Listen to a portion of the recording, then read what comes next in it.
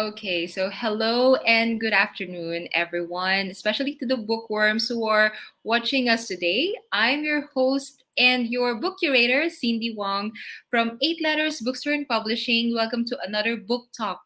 Okay, so today we were supposed to start at 4:30 earlier, but there were some technical issues. But no worries, because we have a full episode that we've prepared for you guys. We have, as you can see here in our banner, we have the author of *The Other Side of Fate*, Orlando Carvajal. But before we get him up on stage, let me read his bio so that let's have a proper introduction. Okay, so Orlando or Carvajal was born in Barili, Cebu. Okay, this is very timely because tomorrow is the Sinulog Festival here in Cebu. So it's good to have a Cebuano author as well. Following following last week's book launches as well.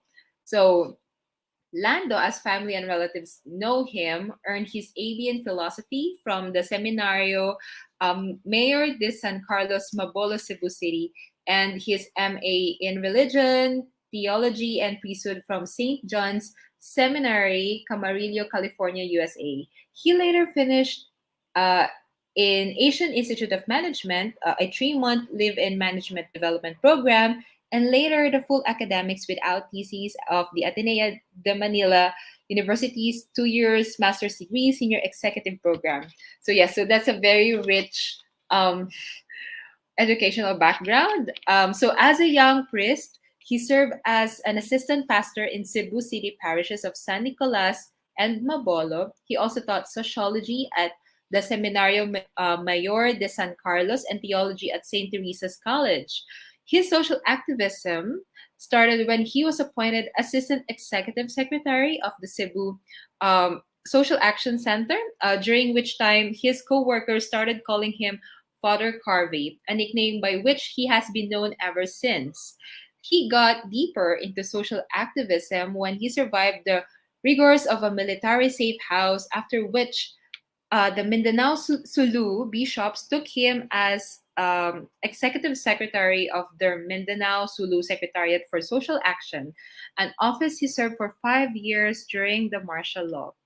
Okay, so from 1978 to 2008, Carvey, now married, worked for 𝖮 Corporation in a number of supervisory and managerial positions, and he also occupied top executive positions in 𝖮's sister companies, all of them in Davao City, before coming back to Cebu and holding the position of Vice President General Manager of Sunstar Cebu.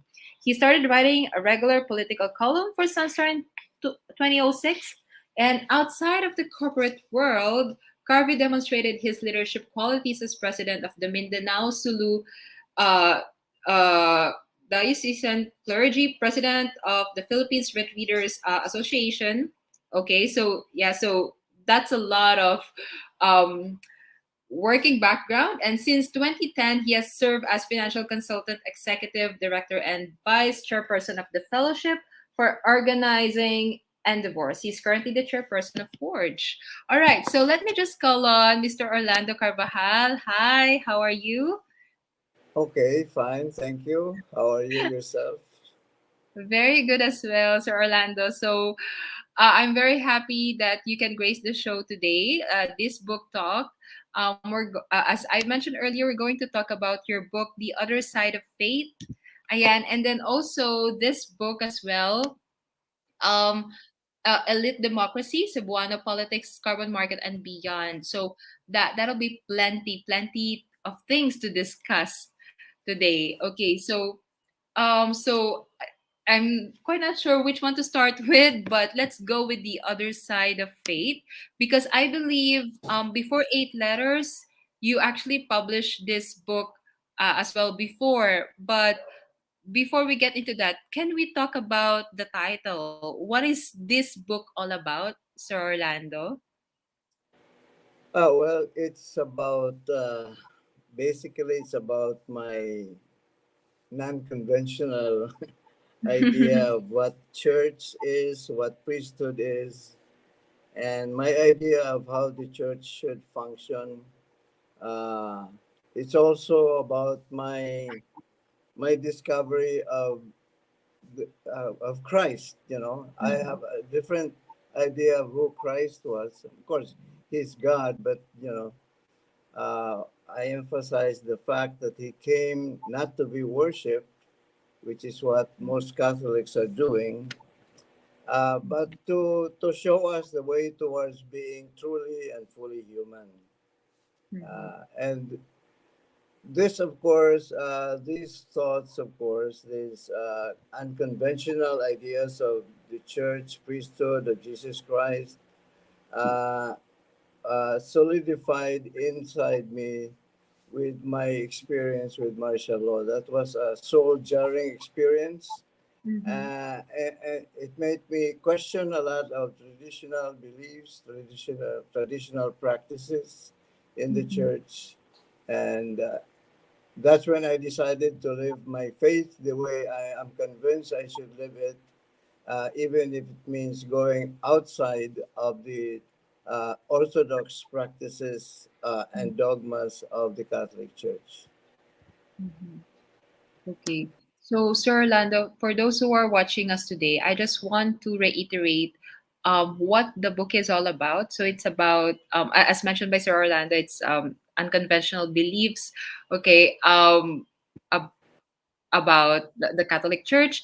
And as I mentioned earlier, while I was reading Sir Orlando's bio, he was a priest before. So, he was a priest, and um, this will talk about his journey, as you navigate your way uh from being a priest to, well, to the corporate world. I'm not sure how else to put it uh as well, but yeah. So Sir Orlando, so I think I would also recommend, if you guys have any questions, so please feel free to comment them as well, comment down, so that we can ask Sir Orlando directly. All right, so that is the other side of faith. Okay, so basically, would should we describe this as a positive and negative thing? Because well, as you mentioned, it's unconventional. So are we looking at the negative side of faith, or how should we put this, Sir Orlando? I Actually, I'm looking at the other side of faith is the first side, the usual side is belief. Faith is basically belief, and like I said, it's mostly what people do, just believe, and so the church emphasizes orthodoxy. You must believe in God the way the church defines him. You must believe in the laws of the church the way the bishops also articulate them. The other side of faith is the area of trust in God, trust in the gifts he gave you, your talents, trust that he will guide you and make you live your faith the way he wants you to. And I think, you know, we should live our faith the way Christ wanted us. And that is like Jesus Christ never defined God in any theological terminology. He came not to define things, not to prescribe a certain worship or ritual, but he came to teach us how to love our fellow man, how to, how to take care of the needs of the needy. And that to me is the other side of faith. And that is uh, giving love and compassion to people in need, even if it has to be done outside of traditional beliefs and traditional practices of the Catholic Church. So it's a very positive thing. It's a faith in action, rather than faith that is passive in just believing and worshiping without any outward or relational positive thing towards the neighbor. There. So that's a very interesting way to put it. So again, it's not just well, faith is faith. Of course, faith is believing in something, but what you're looking at here is yung putting it into action. So yes, I'm just repeating. So at least Yes. just making Yeah. sure, yeah, highlighting that out. But Sir Orlando, why is it so important for you to put it to write it in a book and publish it, and for people to know all about your journey? Why is it so important for you? Well, first thing is I wanted to to verify if there is coherence in my thoughts, in my in my theology. So I Mhm. have to write it down to put it in context and to put everything together in a very coherent way. Walang contradictions, but Mhm. that sort of thing. The other thing is because I think the growth of the church will depend on there's so many alternative ways of living your faith, and we are restricted to one, and that is what the bishops, the Pope tells us to do. Uh, most Catholics just don't know much about the religion. They just ask the priest, "Is this a sin?" And the priest says, "It is a sin," then it is a sin. Uh, so, uh, it prevents the church from growing up Mhm. and becoming more relevant because people do not bother to think of alternative ways of practicing the religion, alternative ways of defining God, uh, alternative ways of of interpreting dogma. We are not allowed with the church to interpret dogma any other way than their Mhm. interpretation. To Right. me, and that to me is living in the other side of faith is believing in, trusting that since God gave me my mind, then what Mhm. my mind discovers, I must trust because it's from God. It's not just theologian's mind that comes from God. My mind is also from God, and Mhm. He gave it to me. I have nurtured it. I have honestly searched for truth. Mhm. Uh, I have been unselfish in doing it, so I think I can trust it. And I so I'm in other words, I'm taking the risk of living my faith the way I think I should live it. Mhm. Right. So, but Sir Orlando, I'm sure you've received negative feedback, perhaps, from this book, because as you mentioned, it's very unconventional way of believing, or yeah. So, have you received perhaps some sort of a negative feedback about writing this book, or maybe quitting the priesthood? And how did you deal with it? Well, actually, this is well the first negative feedback I got was uh, that I couldn't get. Of course, I didn't even try. I couldn't get a Catholic publishing house to publish the Mhm. book. So I'm very thankful to Eight Letters for picking it up, publishing it. I had to publish it online, Mhm. Amazon. I have received. I don't. I don't remember receiving negative feedback, Mhm. especially since those who read the book are mostly my friends. Also, they're familiar Mhm.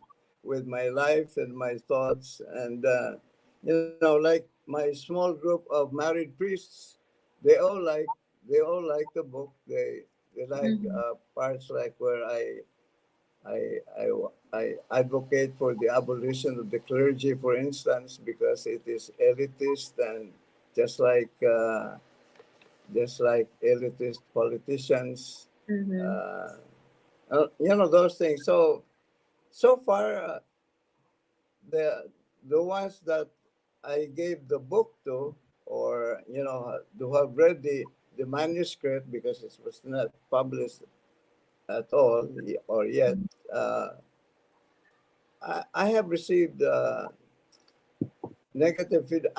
I gave a talk on, not on the book, but on a part of the book to the national meeting of married Catholic priests, and there were 20 who attended, and of the 20, only one didn't like my talk. So, Okay. yeah. Did he or she mention what he didn't like about your book, or? Well, he yeah, I think he said that it was not orthodox, it was not obedient. Ah. But part of my idea is that obedience is the biggest obstacle to growth. Right. If you are just obedient to your parents, you never think of other ways, other things of improving your life or reinterpreting, your religion, your faith, etc., etc. Yes, but you've of course expected it, Sir Orlando. Did you expect it as Well, well? I expected more opposition at that meeting. Yeah. Right, right. Well, luckily, fortunately, just one person. I just want to respond to one of the commenters that we have. Perhaps you also want to respond to this, Sir Orlando. He or she, it doesn't show the name, but is this a narrative or more of a biography book? It's a biography because but it's a biography of my. It's more of a history of the development of my thoughts, my convictions on religion, church, and priesthood, etc. But I have to include a biography like my childhood, because I am a completely different person now. I grew up obedient, and you Mhm. know and that's why my nickname Lando Mhm. refers to that obedient child, following Mhm. everything the priest says, the parents says, uh, Carby is the rebel, the ones that insist on his own, on living his life the way Mhm. he is convinced he should live his faith, in other Mhm. words. So, So it is both a biography mhm. and a theology, in a way, a personal theology of mine. Mhm. Uh, like martial law, for instance, my experience with martial law really was the big changer in my life. That's when I started questioning, especially when I was just helping workers and Mhm. farmers, and the church didn't like it. I mean, Right. how can the church not like it? Reminded Mhm. me of my stay at the seminary at St. John's, where Mhm. this was during the time of the civil rights movement. Mhm. The seminary was conservative. We were not allowed to attend rallies for for the for African Americans. Mhm. Uh, they, we the, the church at that time in the U.S. and L.A., Los Angeles, considered the race issue a political issue. Mhm. And seminar we my classmates and I thought that this was a moral issue, Mhm. uh, and we stuck to it. I almost got kicked out at seminary for attending a meeting that was that had racial connotations. Mhm. Or so should we say the martial law was the turning point? It was after the martial law that you decided to leave the Yes, priesthood, yeah, it right? was after martial law, Mhm. because that's when I started to develop a hatred for elitism and authoritarianism. And I saw that the church, for instance, cannot criticize the government for being authoritarian and elitist, because the church is also even more authoritarian and elitist. You know, you have mas okay pa ang civil society because we elect our president. So we choose authoritarian leaders. But in the church, you have no choice. The bishops are appointed by Rome. The priests are assigned by the bishop to your parish. You don't elect your priest. And you know, they're not elected by you, and yet you have to follow them. If they tell you that, you know, birth control, artificial contraceptive gets you to hell, then you better follow it, or you're fry in hell. I don't believe that.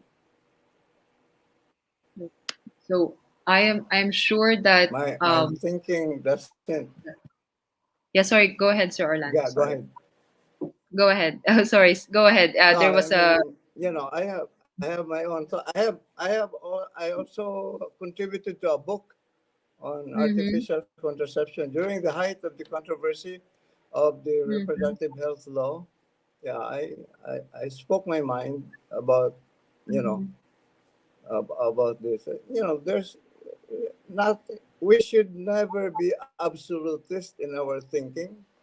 The number one, the most essential characteristic of reality is that it is ever changing, and there are fresh challenges, there are fresh answers to, you know, and we have alternative futures for the church, for society, etc. And if we don't open our minds to a different interpretation of reality, then we will never be able to think of alternative futures which are better for us. You know, we cannot continue like now. The faith we are practicing is the same faith that the Spanish colonizers used to subjugate us. You know, right, and that's yeah, hundreds of years ago. And that's hundreds of years ago. The Vatican II tried to change that, but the Philippine Catholic Church, sad to say, is still very pre-Vatican in its approach to church life. There is still a very big distinction. There's still a big gap between laity and priesthood and clergy. Right. So, well, like take the ordination of women. Why can't women be ordained priests? They're you know, they're as human as anybody else. That's right. Probably even more because we came from them. Well, I really like the term that you used earlier, absolutist. Well, and it's true that, you know, the world has been changing a lot for the past centuries. We cannot really you know, just stick in the old ways, but it's, I think there are still people, like a large sum of people who believe in this conventional way, and as long as there's like 50 or like a big majority of them you know, have these beliefs, it will be difficult to really, you know, we still have a long way to go to Yes. get to that Yeah. way of thinking. Na, you know, it's very hard to convince people, but at least we're taking a few steps towards um development and modernization of thinking as well. But yeah, hopefully in another 100 years, perhaps, in another Yeah, 100, in yeah, a way it will come. I'm it sure will it will come. come. I mean, you know, we actually have no choice because, you know, like human beings today are so very different from our ancestors in the Stone Age and that sort of thing, you know. At that time, when they get sick, they don't know anything about germs. They don't know anything about medicine. So all they can do is pray. Right. Uh, But today, so many people still have no other means of curing themselves but by praying, not because they they they can't, but because like the government doesn't help them uh, provide medicines, that sort of thing. Very, So very unfortunate. mm, Mhm. So, so Sir Orlando, so again, I just want to highlight to all the viewers that we have right now. If you haven't got the copy yet, it's only 390 pesos. So you can get it on our Shopee, Lazada, and also on our website, 8lettersbooks.com/shop. So that's the other side of it. But I think this is a good segue na rin. I also want to promote this other book. This is not by 8 letters, but it's entitled A Lit Democracy, Cebuano Politics, Carbon Market, and Beyond. It's a compilation of essays on politics and governance in Cebu. Yeah, this is only 450 pesos. So, Sir Orlando, how about the process in this book? Let's slowly jump into this book as we still have a few minutes left. You managed to write a lot of articles while you were in, or you're still in Sunstar Cebu, yeah, right? yeah, I'm Mhm. still writing. Yes, Mhm. it's a compilation. Mhm. Actually, it's the first of 3 volumes that we are forced Mhm. is planning. Part of our self Mhm. sustainability program. You know, Mhm. Right. it's a fundraising thing for us, Mhm. and it's also our way of spreading our our social thoughts. You know, Mhm. because it my that book represents my analysis of Philippine society, how it Mhm. got to be this way, why our leaders act this way, and Mhm. what can we do to, you know, to solve these Mhm. things, like So, like yeah, sorry, go ahead, Sir yeah, Orlando, go well, ahead. like my main complaint in the Philippines is like we are Christians, but we never had a government yet that directly attacked poverty. Mhm. Mm. We've always relied on the trickle effect. The approach has always been to improve the business atmosphere, to increase the Mhm. profits of big business, to expand big business, so that more would trickle down to the mayokmok, to the Pocket. poor people. Uh, Yes. why can't we are Christians, so why can't we Mhm. attack the problem of poverty directly? It's scandalous because we have the most number of people as a percentage of the population. you know Mhm. it's officially it's 30 million, but it's more like 55 million according to a different survey, Mhm. because it depends on what your poverty line is, and the government would always lower the poverty line to make them appear, uh, efficient and competent in solving problems. Like they're doing the right thing. Yeah. But any So thoughts? that's what. Yeah, and, like for instance, carbon market. Mhm. I mean, of course, the idea of improving carbon market is good. you Mhm. know, Cleaning it up, making it more sanitary, etc., etc. Mhm.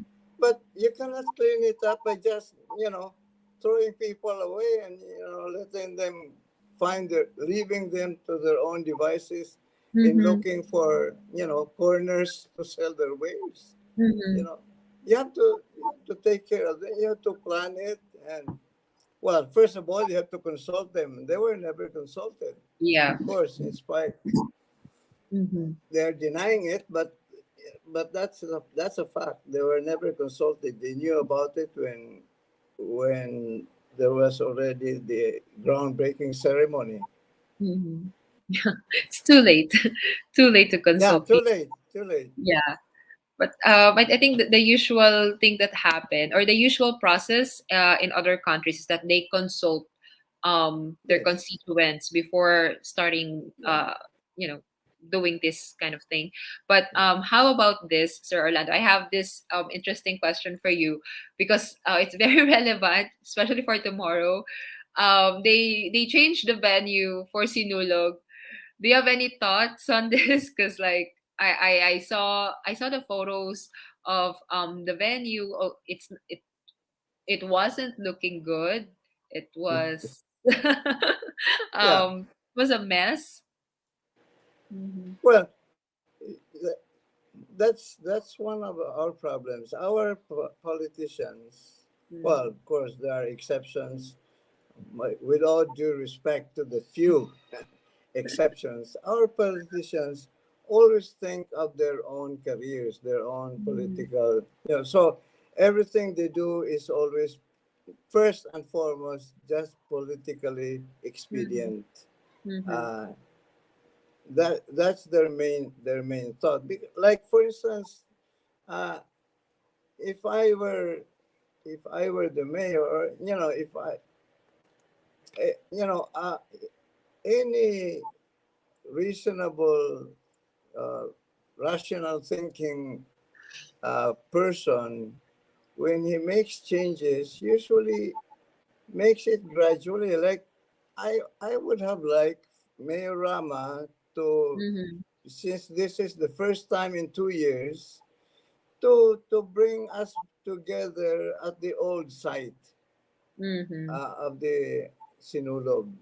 And then there, during, before, or after, in the midst of the, or before breaking up, he could announce that next year we would do it at the ano na. So you have a whole year to prepare for it.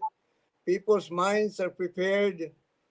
Not Mm-hmm. like here that when parang the only thing he considers is his decision that he is mayor. He should be obeyed. He should be followed. Uh, to me, that seems to be like the most important thing for him, that he gets Mm-hmm. his way rather than that the people get their way. Because, Mm-hmm. everybody, sa carbon development, napa siya yung mga he has supporters, Yeah. people who side with him. Mm-hmm. Sa displacement of the people living in easement zones of our rivers, naasad Mm-hmm. siya ikuan. Naasad siya mga supporters niya. Pero in the case of the Sunolog, everybody's against him. And still he insists. So what does that mean? In the What words is of preventing him? Yeah, what to is preventing him from acceding to the wishes of his people? These are his people. And, all the mm-hmm. devotees. Parang he is displeasing Santo Niño. Although But Sinulog is not a religious activity, mm-hmm. but Right. still it's in honor of Santo Niño, which Yes, Santo which he is Niño. displeasing by displeasing the devotees who would like Right. it done in Mm-hmm. the old place. Mm-hmm. But that's Yeah. So that's that's elitism. That's elitism in our democracy. We don't have a democracy. They mm-hmm. decide and we follow. That's a good example. Uh, Mhm. and our Right. faith also, Mhm. our faith, the not the other side, but this side of Mm. faith, makes us obey this. In the end, people will say, what na tayo mahimo. So let's just go to, or let's. Let's go In with the other flow. countries, in other countries they would march against City Hall. Yeah. But I guess people are too busy to think about what they're gonna eat today, or just to worry No, about such yeah, things. So yeah. they'll just focus on, okay, what are they going to eat today or tomorrow. They have a lot of expenses. So yeah, I I think there's also another question here, Sir Orlando. Let's go back to the other side of faith. Does the book deals about reforming the Catholic Church beliefs? Well, the church beliefs are, eh, well, you have to, yeah, it does, but I'm talking about reinterpreting, Mm-hmm. like, what does the resurrection mean? Like, who was Jesus Christ? Because, Jesus Christ has been defined by the Catholic Church one way, and there are many ways of defining Jesus Christ. Like, okay, like heaven. What is heaven? What Mm-hmm. is hell? There are many ways of defining these things. We're stuck with one definition, Mm-hmm. and that is a physical fire. I don't believe there's physical fire in hell. How can there be physical fire when we are spirits already after we Mm-hmm. die? Oh, I So haven't really what? thought of that.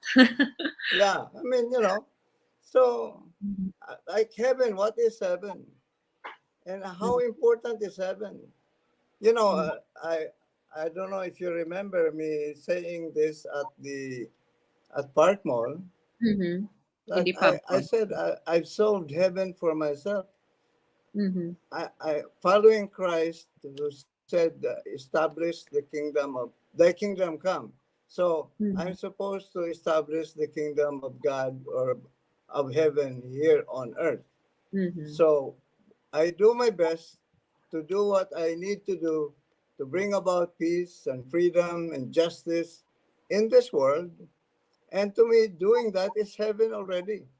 Mm-hmm. Kung naapay heaven after my death, bonus na para That's nako. better. I'm already in heaven doing these things. Mm-hmm. So I don't worry about whether there is heaven or not after I die. Mm-hmm. Wow, that's at least, So for yeah, those who, huh? yeah, So you that's, can define what is heaven and hell for you. yeah, If right. Yeah, yeah, some people would just wait until, like, of course, I'm not sure if this is their belief and they have the right to do so. Bahala bahala sila kasi this is what they believe in. Yeah. But this is just an opinion as well coming from me. That, you really don't have to wait for death to come, for you to experience heaven and hell. Heaven, yeah. I'm seeing comments here from Miss Cymbeline. She says, heaven can be here and now. Yeah, that's what I wanted to say. And Yes, yeah, exactly. Exactly. and she also mentioned, I like what Mr. Orlando said about an individual having his own mind that is valid as any theologians. There you go. Yeah, and so she also said hell is ultimate anguish of being separated from God forever. Yeah, so it's whatever you want to believe in, but if you want to enjoy heaven now, you can do so. That'll be your Like choice. talking about hell, for instance, my favorite expression, I like to Mhm. shock people with telling them that I'd rather go to hell on my own steam, following my own beliefs, my convictions, than Mhm. going to heaven following somebody else's theology. Mhm. Right. Because following someone else's, it will be a contrast. Like, nagko-contradict siya sa feelings mo eh. And it Oh, wouldn't feel like heaven at all, for sure. that's right. Oh, Hmm. Yeah, so yeah, that's very interesting. And I hope we managed to convince you guys to get a copy of The Other Side of Faith for 390 pesos, or as you can see here, we're also selling this in our online bookstore. This compilation of articles written by Sir Orlando Carvajal. It will give you a lot of insights on many things, starting from religion to politics. Ayan. So, Sir Orlando, do you have any message to our viewers, as we're going to end this in a bit? How can we find you, or how can we contact you if we want to know or to get to know you more as an author, yeah, how can we contact you? Do you have a Facebook page, perhaps? Yeah, I have a Facebook page under my name, Orlando Carvajal. I post my columns in my Facebook page. Mm-hmm. Yeah. Yeah. I hold office at Forge, which is at Doña Maria Village in Mm-hmm. Punta Princesa. Mm-hmm. Well, if you want my telephone number, you want to get in touch with me. Yeah, okay lang po, baka confidential. But yeah, so I think what Mr. Orlando mentioned earlier, Forge, FORGE. So this is the community who help you publish this book, or actually this book is also helping that community to become more sustainable. So FORGE, you can search that as well. So if you want to follow or read more of Sir Orlando's articles, beliefs, opinions, you can follow him on his Facebook page. And of course, we'll post that on our Facebook page as well. So yes, thank you so much, Sir Orlando, for Thank you, Cindy. discussing You with thank me. you for publishing my book. You're welcome. It's a very meaningful conversation. I hope we can do this some more next time. I'm sure we can do that again. Um, so yeah, so thank you so much, Sir Orlando. Again, it's only 390 pesos on our website or on our Shopee and Lazada. So we actually physically launched this book during the Indie PubCon last November, but this digital book launch is usually our like the usual process. But yeah, it's good to have a physical book launch too, right? But yeah, so thank you so much, Sir Orlando. And how do we say it in Cebu? Happy Sinulog. Pete Senor. Ayun. Viva Pit Senor. Ayun. Thank you so much. Yeah, And thank you. bye. Thank you. Thank you Bye, for those everyone. who participated. I Mhm. hope you. Just one last thing. Do Oh, I yes have po. time? Yes, I sure, sure. didn't write this for people to agree with me. My interest here is just to let people think for themselves. Have your own convictions and follow them. You don't have to have my convictions. I don't think I encourage it. You should have your own. Your own idea of heaven, of hell, Mhm. religion, etc., etc. And Yes. that's to be truly human. You know. Yun. Just another comment from Moby Bard. He still has a bunch of questions, but he will just pen it in Sir Orlando's page. Thanks so much. I find the book interesting. Ayan. Thank you That's so okay. much, Moby Bard. Ayan. So, right. Of course, it's up to you guys what you want to believe in. But at least reading this book will give you a lot more insights and something to think about, right? Okay, so there. Precisely. Yeah. Sounds good. Okay. Thank you so much, Sir Orlando. And yeah, again, Viva Pit Senor. Yep. Okay. Listen. Bye bye. Bye bye. Thank you. Bye bye.